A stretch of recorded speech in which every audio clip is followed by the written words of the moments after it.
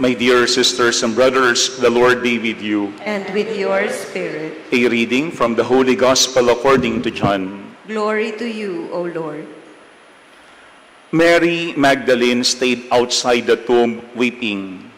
And as she wept, she bent over into the tomb and saw two angels in white sitting there, one at the head and one at the feet, where the body of Jesus had been. And they said to her, "Woman, why are you weeping?" She said to them, "They have taken my Lord, and I don't know where they laid him." When she had said this, she turned around and saw Jesus there, but did not know it was Jesus. Jesus said to her, "Woman, why are you weeping? Whom are you looking for?" She thought it was the gardener and said to him, "Sir, if you carried him away, tell me where you laid him, and I will take him." Jesus said to her, "Mary." She turned and said to him in reply, "Rabboni," which means teacher. Jesus said to her, "Stop holding on to me, for I have not yet ascended to the Father. But go to my brothers and tell them, I am going to my Father and your Father, to my God and your God." Mary went and announced to the disciples, "I have seen the Lord," and then reported what he had told her. My dear friends, the Gospel of the Lord. Praise to you, Lord Jesus Christ. Please be seated for a while. Again, my dear sisters and brothers, good evening. Good evening, Father. I don't know if you will agree with what I will say. Ang sabi nila, tayo daw mga Pilipino ay mababaw ang luha. We easily cry. Kaya nga, very emotional majority ng mga Filipinos. And we love soap opera.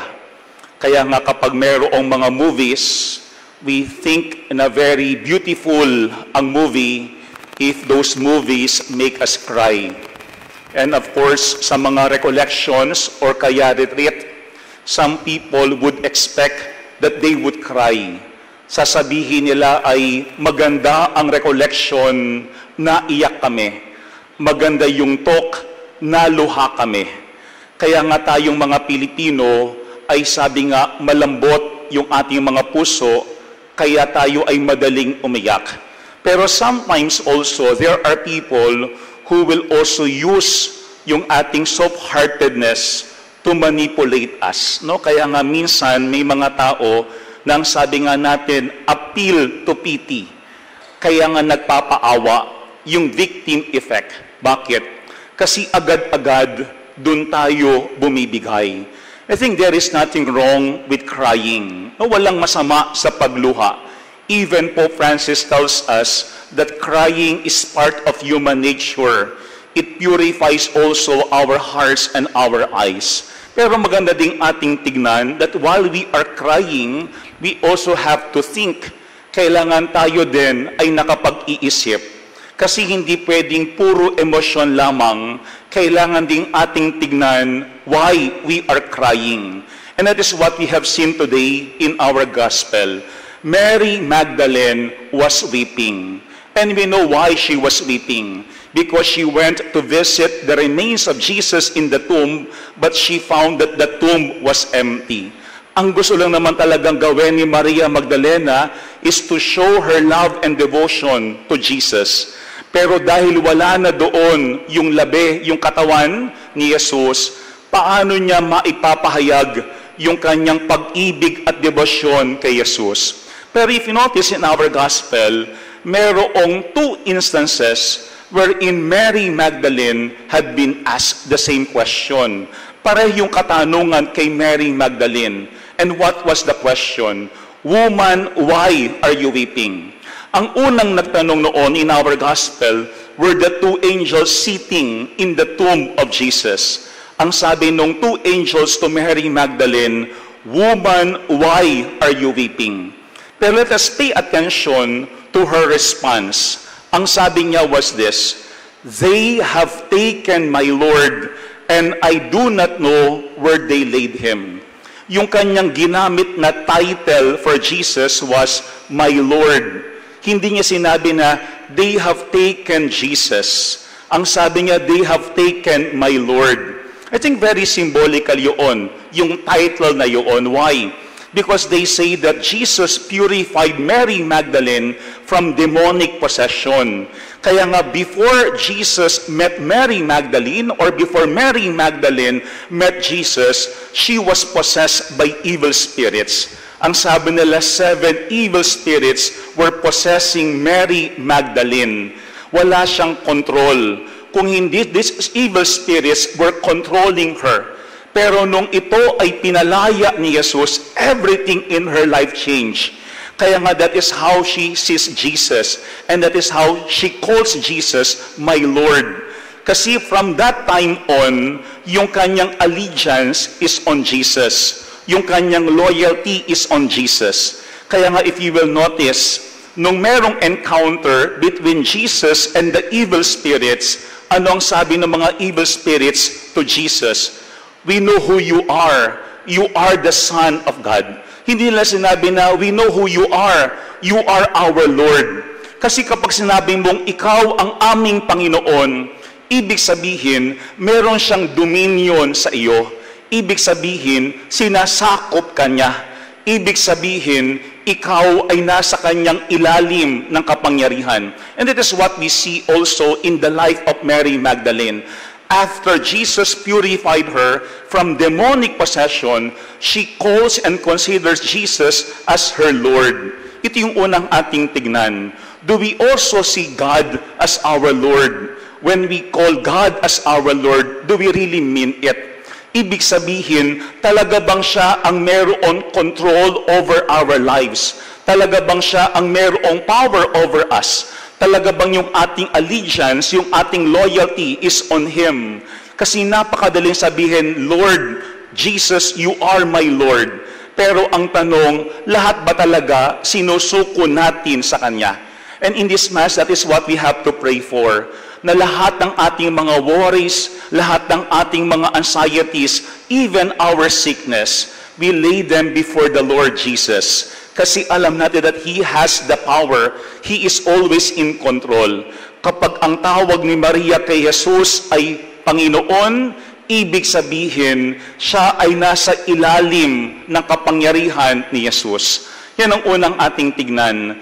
The 2 angels asked Mary Magdalene, Woman, why are you weeping? But the first thing that she said to them was, They have taken my Lord. Pero second, when we look at our gospel, it was already Jesus who asked her that question. Ang sabi ng ating gospel is, Woman, why are you weeping? Whom are you looking for? No, mayroong follow-up question si Jesus kay Mary Magdalene. Not only asking her, Woman, why are you weeping? But He also asked her, Whom are you looking for? Pero ang sabi ng ating gospel was this, that when she had said this, she turned around and saw Jesus there, but did not know it was Jesus. Hindi niya agad namukaan si Jesus. Maraming mga Bible scholars nagbibigay ng meaning. Why is it that she did not recognize that it was Jesus who was talking to her? Sabi nga nila, because her eyes were covered with tears. No? Kapag yung ating daw mata ay punong-puno ng luha, hindi natin makikita ng malinaw ang maraming mga bagay. Kaya nga ito yung unang magandang ating tingnan. No? Sometimes, we could be very emotional and not anymore rational. Kaya baka nga may mga pakakataon, kailangan natin munang punasan yung ating mga luha so that we could also recognize the presence of Jesus in front of us. Pero they also say that she did not recognize Jesus. Why? Because He appeared to the disciples in His resurrected body. No? Hindi katulad ng dati. Iba ang itsura ni Jesus. Kaya nga magandang paalaala yan. Why? Because Jesus can appear to us in different ways. He could appear to us even in our problems, even in our sickness, even in our difficulties. But look at what Jesus did in our gospel. He called Mary by her name. Ang sabi ni Jesus, Mary. Simple word, Mary, the name of that woman. For sure, marami nang tumatawag sa kanya sa kanyang pangalan. No? But when she heard her name being called by Jesus, immediately she recognized it is Jesus. Pero again, look at how she addressed Jesus. Hindi niya sinabi na Jesus. Hindi niya sinabi na my Lord. She said, Rabboni, which means teacher, guro. Mula sa Panginoon, ang naging tawag niya kay Jesus ay guro. Bakit guro? Because it was Jesus who taught her to see that she is loved, that she is valued, that she is very important in the eyes of God.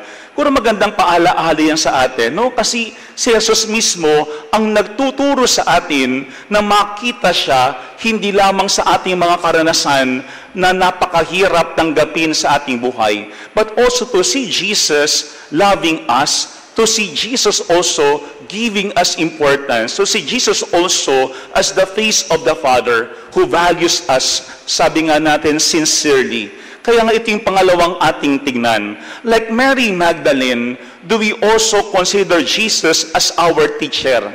Kasi baka kailangan nating ibalik yung tawag na yun. Jesus, teach me to see that I am loved by God. Teach me to see you even in our neighbor. Lord, teach me to see you even in our sickness, in our anxieties, in my distress. Marami tang pwede pang ituro ang Panginoon sa atin if we simply allow Him to do so. Pero at the end of our gospel, ito yung magandang sinabi ni Jesus kay Mary Magdalene. Go to my brothers and tell them, I am going to my Father and your Father, to my God and your God. Yung experience that she is not only loved by God, but she is also a child of God, just like Jesus. Kaya nga ang sabi ni Jesus, my Father and your Father, my God and your God. Yun ang pinaparamdam sa atin lagi ni Jesus, na tayo ay kapatid niya, na tayo ay mga anak ng Diyos, no anuman yung ating karanasan sa ating buhay. And that is what she was carrying in her heart, and that is what she had proclaimed to other disciples. Kaya ang sabi ni Mary Magdalene to others, I have seen the Lord. Guro magandang paalaala yun sa atin. When can we say to other people, to our family members, to our co-workers, to our community members, that we have seen the Lord? We cannot say that we have seen the Lord unless we have experienced the Lord in our life. Alam po natin nung inopen ni Pope Francis itong Jubilee Year of Hope, ano yung kanyang desire sa atin? To have a personal encounter with Jesus, who is the door. No? Yung personal encounter with Jesus, who is the door. Bakit? Because that door will lead us to God. Siya ang mag-aakay sa atin sa Diyos Ama, na siyang pinagmumulan mismo ng ating pag-asa. Puro magandang ating tignan in this Mass, how do we proclaim Jesus to other people? Can we also say to other people like Mary Magdalene, we have seen the Lord? Pero sana we could also say that not only during times of blessings. Sana we could also say that even during times of difficulties and sickness, even in our anxieties, in our problems, in our lowliness, sana we could also say, we have seen the Lord. Dalawa ang nagtanong kay Maria, woman, why are you weeping? Pero dalawa ang tawag niya kay Jesus. First, my Lord, and second, Rabboni, or teacher.